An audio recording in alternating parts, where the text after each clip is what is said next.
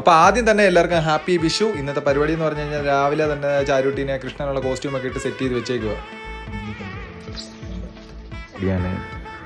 അങ്ങനെ എല്ലാവർക്കും happy Vishu. Happy Vishu വിത്ത് wedding anniversary. ഒരു ഹാപ്പി വിഷു. രാവിലത്തെ വിഷുവിൻ്റെ പരിപാടിയെല്ലാം കഴിഞ്ഞതിന് ശേഷം നേരെ ബൈക്ക് എടുത്തിട്ട് നേരെ പോളത്തോടോട്ട് വിട്ട് വേറൊന്നിനുമല്ല, അവിടെ ബക്കറ്റ് ബിരിയാണി കിട്ടുന്ന ഒരു സ്പോട്ടുണ്ട്. നേരെ പോയിട്ട് ഒരു ബക്കറ്റ് ബിരിയാണിയൊക്കെ വാങ്ങി നേരെ വീട്ടിൽ കൊടുത്തു.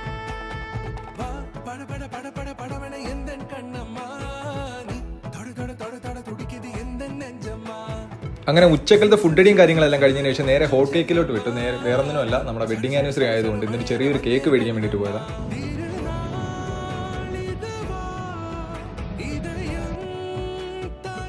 അങ്ങനെ വൈകുന്നേരത്തെ ഒരു ചെറിയ മഴയ്ക്ക് ശേഷം കേക്കൊക്കെ മുറിച്ചു. അങ്ങനെ ഇന്നേക്ക് ഇത്രയേ ഉള്ളൂ. Love you all. ബൈ.